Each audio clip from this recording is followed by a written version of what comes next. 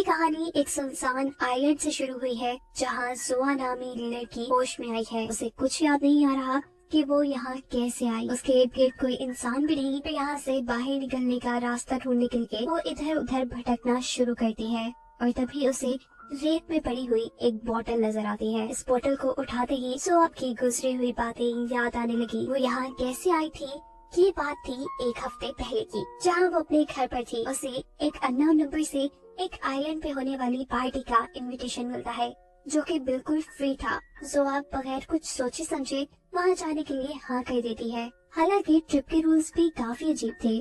पहला ये कि वो इस ट्रिप की लोकेशन के बारे में किसी दूसरे को नहीं बता सकती थी और दूसरा ये कि वो अपने साथ इस ट्रिप पर किसी को लेकर भी नहीं आ सकती थी। इन रूल्स को एक्सेप्ट करने के बावजूद भी जोआ पार्टी में अपने फ्रेंड को ले जाने का डिसाइड करती है और पहुंचती है उस सीक्रेट जगह पर जहां कंपनी ने उसे बुलाया था। इसी लोकेशन पे इन्हें एक और लड़का भी मिलता है और फिर वो ड्रोन उन्हें एक कमरे तक ले आता है जहां बहुत सारे लोग थे और उन्हें उसी पार्टी का इनविटेशन मिला था। कुछ देर बाद यहाँ कंपनी की गाड़ी आ जाती है उन्हें आइलैंड पे ले जाने के लिए, जिसमें बैठकर ये लोग मस्ती करते हुए पहुँचते हैं एक बीच पर, क्योंकि आगे का सफर इन्हें बोट से तय करना था। यहाँ बोट में उनकी आइडेंटिटी चेक हो रही थी, जो देख जोआ के फ्रेंड डर जाती है क्योंकि उसके पास पार्टी का इनविटेशन नहीं था और वो अब उसे पार्टी में ना जाने देते। लेकिन हैरानकुन तौर पर ये मास्क पहने हुए लोग उन्हें रोकते भी नहीं और फिर कुछ ही देर बाद पार्टी में आए सभी लोगों का मोबाइल फोन ले लिया जाता है। मोबाइल फोन लेने वाली बात सभी लोगों को अजीब लग रही थी, पर ये लोग आधे रास्ते में आ चुके थे और कंपनी की बात मानने के अलावा इनके पास कोई रास्ता भी नहीं था। तकरीबन 1 घंटे के इस बोट की सफर को एंजॉय करते हुए आखिरकार ये उस आइलैंड पे पहुंच गए जहां इन्हें पार्टी करनी थी। यहाँ आकर सभी लोगों को डिजिटल बैंड पहनाए गए। इन्हें यहाँ पार्टी करने में बहुत मजा आ रहा था। पार्टी करते करते रात भी हो चुकी थी लेकिन ये लोग थके नहीं थे। यहीं पर जोआ को एक डैनियल नाम का लड़का मिलता है जिसके वो काफी करीब आ जाती है। कुछ ही देर बाद यहाँ पार्टी में एक बहुत बड़ा होलोग्राम चलता है जो कि एस्ट्रिड नाम की एक औरत का था, जो बताती है कि ये लॉन्च पार्टी हमारी सॉफ्ट ड्रिंक कंपनी की है। हमने इस पार्टी में 100 लोगों को बुलाया है, लेकिन इन 100 लोगों में से सिर्फ 5 खुशनसीब ही हमारी न्यू सॉफ्ट ड्रिंक को टेस्ट करेंगे। इन 5 लोगों के नाम में जोआ का नाम भी था। 5 को ड्रिंक दी जाती है, ये लोग उस ड्रिंक को पी लेते हैं, जबकि दूसरी तरफ दिखाया जाता है कि जोआ की फ्रेंड जो उसके साथ शहर से आई थी वो उसे ढूंढ रही थी। उसे ढूंढते ढूंढते वो इस पार्टी के पास बनी एक कैंप में चली जाती है। जहाँ उसने देखा कि पार्टी के ऑर्गेनाइजर्स यहाँ एक आम आदमी को मार रहे हैं। वो उसका सर बार बार पानी में डुबा रहे थे, जो देखकर ये लड़की बहुत ज्यादा डर गई और जोआ को ढूंढने के लिए उसकी तरफ भागी। जबकि दूसरी तरफ जोआ को तो उस ड्रिंक पीने की वजह से होश ही नहीं था। उसे अब हेलुसिनेशंस होने लगे थे, यानी अजीबोगरीब चीजें नजर आ रही थी। वो इधर उधर भटकते हुए एक पहाड़ी तक पहुंची, इससे पहले कि वो उस पहाड़ी से गिर जाती, जहां एक आदमी उसकी जान बचाता है और फिर उसे यही छोड़कर चला जाता है। सुबह होने तक जोआ यही पड़ी रही। इसके बाद वही सीन दिखाया जाता है जो हमने सीरीज के शुरू में देखा, जहाँ जोआ को कुछ याद नहीं है और उसे अब वही बोतल मिली है जिसकी ड्रिंक उसने रात में पी थी। जो पूरे आइलैंड पे घूमी, उसने देखा कि पार्टी में आए सभी लोग जा चुके थे। अब किस्मत से उसे वो 4 लोग मिल गए जिसने उसके साथ ही कंपनी की ड्रिंक पी थी। ये चारों मिलकर पूरे आइलैंड पे घूमते हैं, इन्हें कुछ नहीं मिलता। घंटों के इंतजार के बाद उन्हें ये बात कंफर्म हो जाती है कि पार्टी में आए सभी लोग उन्हें यहाँ छोड़कर वापस जा चुके हैं। इस वक्त पर उनके पास एक ड्रोन आता है। ये ड्रोन उन्हें इसी आइलैंड के दूसरी तरफ बने एक आलीशान मेंशन में लेकर आता है। ये देख सभी लोगों को हैरानी हुई कि इस आइलैंड के ऊपर बहुत से लोग रह रहे थे, जिनकी लीडर एस्ट्रिड नाम की वही लड़की है जिसका रात पार्टी में हमने होलोग्राम देखा था। एस्ट्रिड उन्हें बताती है कि शायद गलती से रात में बोट तुम लोगों को यही छोड़ गई है, पर आप लोग परेशान न हो, वो बोट आप लोगों को यहाँ लेने जरूर आएगी। जब तक बोट नहीं आती आप लोग यहाँ रह सकते हैं। उसकी ये बात सुनकर जोआ को काफी तसल्ली मिलती है और तभी उसे अपनी दोस्त का ख्याल आता है जो उसके साथ शहर से आई थी। पता नहीं वो वापस गई थी कि नहीं। जो अपने रूम में आती है जहाँ उसे 2 लोग मिलते हैं। इनमें से एक निको नाम का वही लड़का था जिसने रात में जोआ को पहाड़ी से गिरने से बचाया था। जोआ ने यहाँ उसे थैंक्स किया अपनी जान बचाने के लिए और फिर ये दोनों बातों में लग गए। ये दिन तो उनका अच्छा गुजरा और अब जब अगले दिन इन लोगों ने यहाँ पे रहने वालों से बोट के बारे में पूछा तो इन्हें बताया गया कि समुद्र में बड़ी लहरें होने की वजह से बोट को किनारे तक लाया जाना मुश्किल है। उन्हें 1-2 दिन का इंतजार और करना पड़ेगा। इन लोगों के पास कोई और चारा भी नहीं था कि वो इनकी बात पे भरोसा कर लेते, लेकिन इन पांचों में से एक लड़की को आइलैंड वालों पर शक हो गया। ये लोग अब आइलैंड पे घूमने के लिए चले गए और यहाँ पर जोआ को वो लड़का दिखा जिसको पिछली रात उसने अपनी दोस्त के साथ देखा था। वो इस लड़के से जाकर अपने दोस्त के बारे में पूछती है, लेकिन वो लड़का बड़े गुस्से में बदतमीजी से उसे जवाब देता है कि मैं इस नाम की लड़की को नहीं जानता।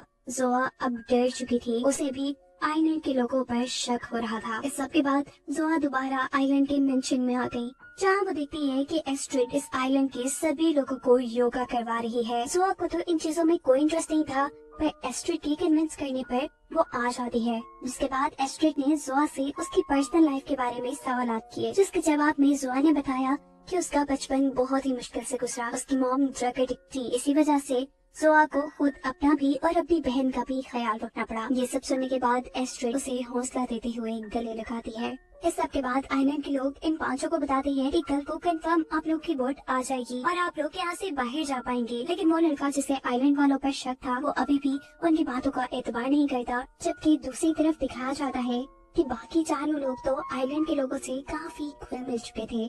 जोया की निको नाम की एक लड़की के साथ दोस्ती हो गई थी, जबकि जोया के दूसरे साथी को आइलैंड पर रहने वाली एक लड़की से प्यार हो गया था।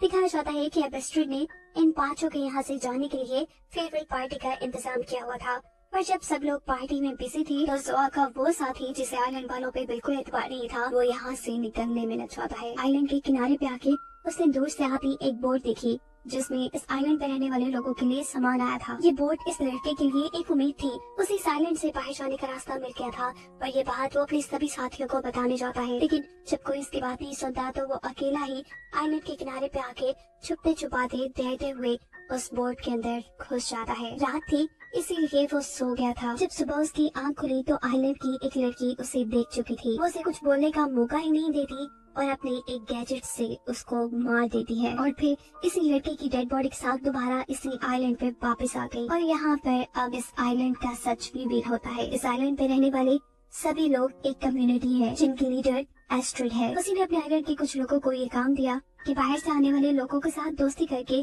उन्हें इस आइलैंड पे रहने के लिए कन्विंस किया जाए। दिखाया जाता है कि अगली सुबह जोआ जल्दी उठ गई है क्योंकि आज शिप आने का दिन है। वो जल्दी से जाकर अपने सभी साथियों को उठाती है, पर उसे अपना पांचवा साथी नहीं मिलता। जोआ का दूसरा साथी उसे बताता है कि रात उनके साथी ने उनसे इस आइलैंड से भाग जाने की बात की थी, शायद वो भाग गया होगा। ये सुन वो बहुत ज्यादा परेशान हो जाती है, पर अब वो किसी भी हाल में इस आइलैंड से निकलना चाहती है।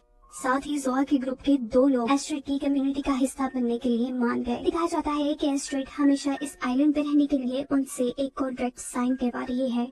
जबकि सीन कट होकर हमें शहर का सीन दिखाया जाता है। जोआ की बहन जोआ के लिए बहुत ज्यादा परेशान है। उसने अपनी मॉम के साथ मिलकर जोआ की मिसिंग रिपोर्ट भी पुलिस में करवाई, लेकिन पुलिस फिर भी उसकी बहन को नहीं ढूंढ सकी। अब जो भी करना था जोआ की बहन को खुद ही करना था। वो जोआ का रूम चेक करती है और यहाँ उसे जोआ का एक और मोबाइल मिल जाता है जिसमें डेनियल नाम के लड़के के मैसेजेस आ रहे थे। डेनियल वही लड़का था जो इस सीरीज के शुरू में पार्टी में ही जोआ से मिला था।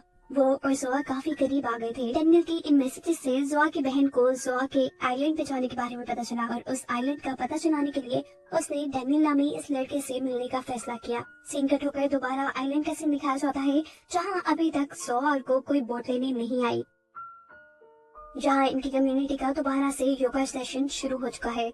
सभी लोग बैठे हुए हैं और इस मरतबा एस्ट्रिड एक दूसरे लड़के से उसके पास के बारे में बात करने को कहती है। वो लड़का थोड़ा हिचकिचाता है और फिर बता देता है कि बचपन में उसकी लापरवाही की वजह से उसकी बहन की डेथ हो गई थी और इसी वजह से उसकी मॉम ने आज तक उससे बात नहीं की। इससे पहले कि एस्ट्रिड उसे हौसला देती, जोआ गुस्से में उठ खड़ी होती है और कहती है कि एस्ट्रिड के सारा ढोंग रचा रही है, वो हमें इसी आइलैंड पे रोकना चाहती है, मैं जानती हूँ। साथ ही उसने कम्युनिटी के बाकी लोगों पर भी गुस्सा करना शुरू कर दिया जो बार बार इनको लारा लगा रहे थे कि इनको वापस घर ले जाने के लिए एक बोट आने वाली है। जो गुस्से में वहाँ से उठ के दूर चली आई। उसके पीछे पीछे उसका दोस्त निको भी यहाँ आया। उसके गुस्से को ठंडा करते हुए निको ने उससे कहा कि अगर तुम इस आइलैंड की सच्चाई जानती हो तो रात में मुझसे मिलना। रात होने पर निको उसे जमीन के नीचे एक गुहार में ले गया जहाँ लकड़ियों के ऊपर एक डेड बॉडी रखी हुई थी। ये किसी और की नहीं बल्कि जोआ की उसी दोस्त की थी जिसके साथ वो इस आइलैंड पे आई थी। जिसे देखते ही जोआ चीख चीख कर रोने लगी। जिसके साथ इस सीरीज की कहानी यही खत्म हो गई और इस सीरीज के दूसरे सीजन को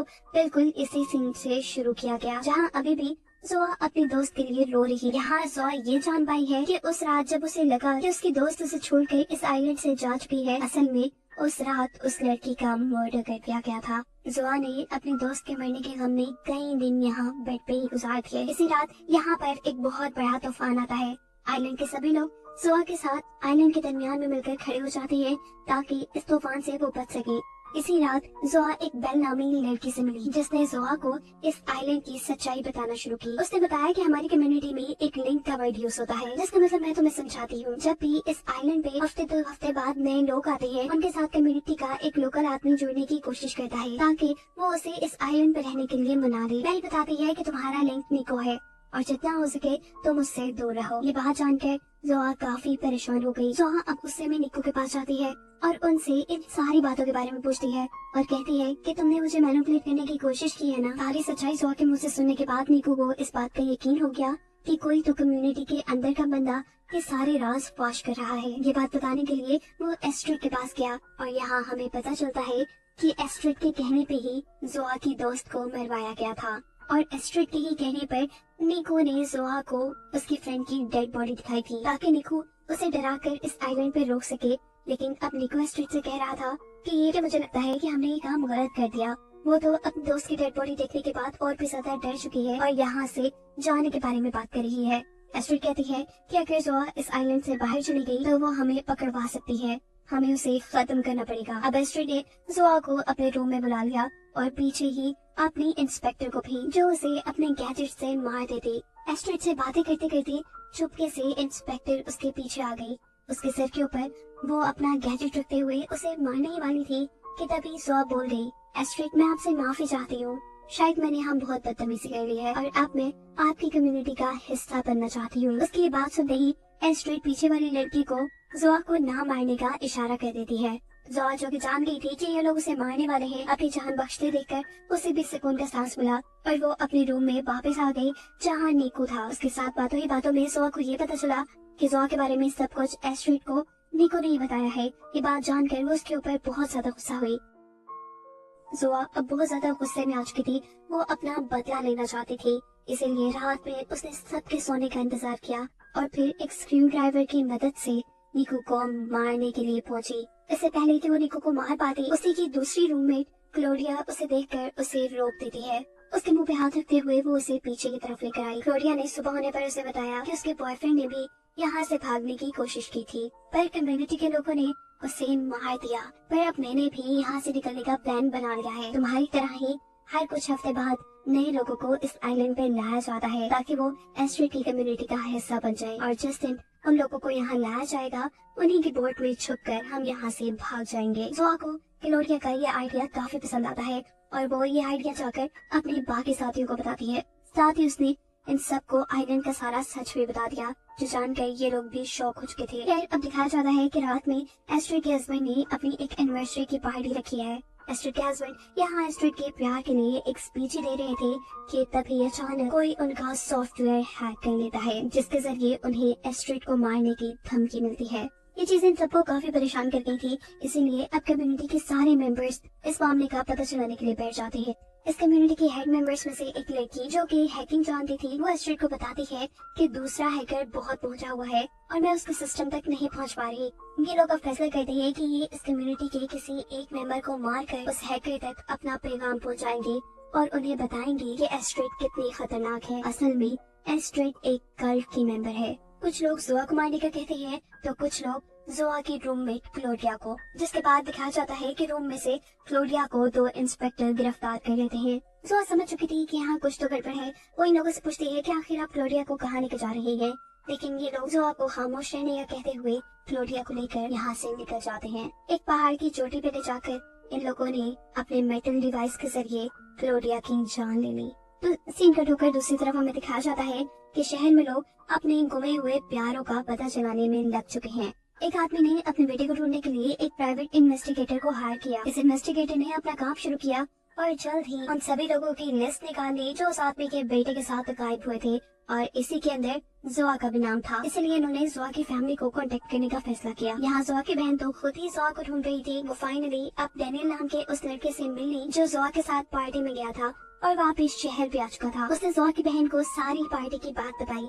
कि कैसे उन्हें मैसेज आया। वो लोग आइलैंड पे गए, वहाँ पार्टी हुई, जिसके बाद ये लोग वापस आ गए। इस लड़के ने जोआ की बहन को एक रिस्ट बैंड भी दिया जो उन्होंने वहाँ जाते ही पहना था। जैसे ही जोआ की बहन ने इस रिस्ट बैंड को टच किया वो एक्टिवेट हो गया और इसकी खबर आइलैंड के लोगों को लग गई। जोआ की बहन डेनियल नामी आदमी को शुक्रिया कहते हुए अपने घर आ गई, जिसके बाद डेनियल को आइलैंड के लोगों ने किडनैप कर लिया। वो उसे एक वीरान जगह ले गए और उससे रेस्टमैन से भेजे हुए सिग्नल के बारे में पूछने लगे। पहले पहले तो उसने कुछ नहीं बताया और फिर ज्यादा मार खाने पर उसने कम्युनिटी के लोगों को बताया कि जोआ की बहन जोआ को ढूंढने की कोशिश कर रही है। ये बात सुनने के बाद कम्युनिटी के लोगों ने उसे मार दिया। अगले सीन में हमें दिखाया जाता है कि जोआ के साथ उसके चारों ग्रुप के मेंबर्स एक रिचुअल परफॉर्म कर रहे थे। उन्हें यहाँ जलते हुए कोयलों के ऊपर से चलकर अपने हाथ पे एक टैटू भी बनवाना था जो उनकी कम्युनिटी का था। इन दर्द भरे कामों को करके उनकी हालत काफी खराब हो रही थी, लेकिन यही काम करने के बाद वो लोग इस कम्युनिटी का हिस्सा बन सकते थे। अब इन्हें एक पेंडेंट दे दिया गया था जो इस बात का सबूत था कि ये लोग फाइनली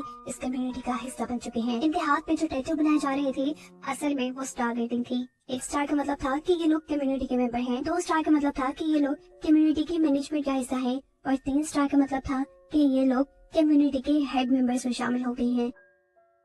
अब कुछ दिनों का वक्त गुजरा। अब यहाँ पर वक्त के साथ साथ जोआ के ग्रुप की तरह ही और लोग भी आते गए। उन्होंने यहाँ पर वक्त गुजारना शुरू कर दिया और उनमें से ही बहुत से लोगों को कम्युनिटी का हिस्सा भी बनने दिया गया। इस सबके साथ साथ जोआ और बेल की दोस्ती भी काफी अच्छी हो गई, जिसने उसे इस कम्युनिटी के बारे में बताया था। बेल ने इस बात पर जोआ को बताया कि वो इस आइलैंड की रेबल लोगों की मेंबर है जो यहाँ के लीडर्स को हटाने का काम करते हैं। एक तरह की ऑपोजिशन है ये लोग। वो जोआ को भी अपने साथ मिलने को कहती है पर जोआ उसे इनकार कर चुकी थी। साथ ही जोआ ने उसे यह भी बताया कि वो अपने लोगों के साथ यहाँ से भागने का प्लान भी कर चुकी है। बेल जानती थी कि उसके यहाँ से जाने का प्लान कामयाब नहीं हो पाएगा, लेकिन फिर भी उसने उसे डिमोटिवेट नहीं किया बल्कि हौसला दिया कि हाँ तुम कामयाब हो जाओगी। सीन कट होकर दिखाया जाता है कि रात में कोई अनजान आदमी एस्ट्रिड के ऊपर हमला करने के लिए आया। इससे पहले कि वो एस्ट्रिड को मार देता है, यहाँ एस्ट्रिड के हस्बैंड उठ जाते हैं। वो अपने बेबी को बचाने की कोशिश करते हैं और इस आदमी से लड़ने लग जाते हैं।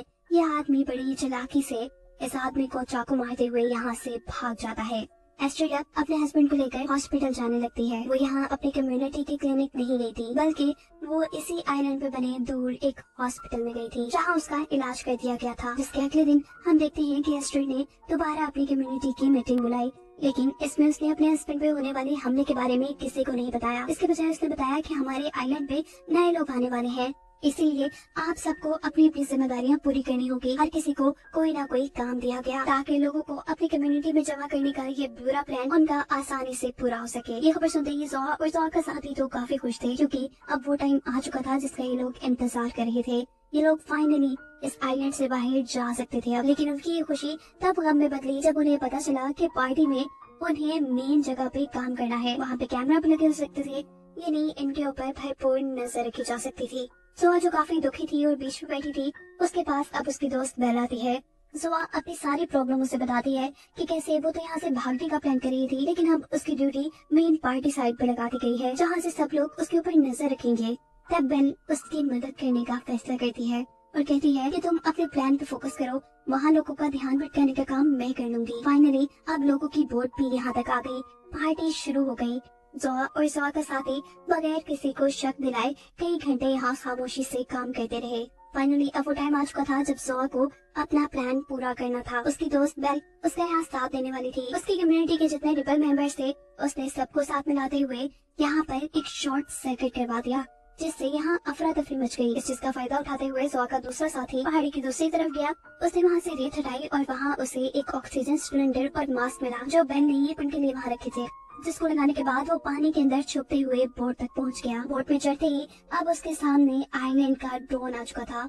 ये देखकर वो घबरा जाता है, उसे लगता है कि अब आइलैंड वाले उसे मार देंगे, लेकिन ड्रोन का कंट्रोल उसकी गर्लफ्रेंड के हाथ में था और गर्लफ्रेंड इस कम्युनिटी की हेड मेंबर थी। उसे समझ नहीं आता कि वो क्या करे। वो अपने इस दोस्त को मारकर कम्युनिटी के लिए अपनी वफादारी निभाए या फिर अपने दोस्त को बचाए, और वो आखिर में अपने दोस्त को जिंदा छोड़ देती है और इस ड्रोन को यहाँ से हटा देती है। सभी लोगों को चकमा देते हुए जोआ भी अब उसी पहाड़ी के पीछे आई जहाँ से उसके साथी को ऑक्सीजन सिलेंडर मिला था। इससे पहले कि वो भी ऑक्सीजन सिलेंडर पहनकर यहाँ से भागती, इस कम्युनिटी का एक मेंबर उसे देख चुका था।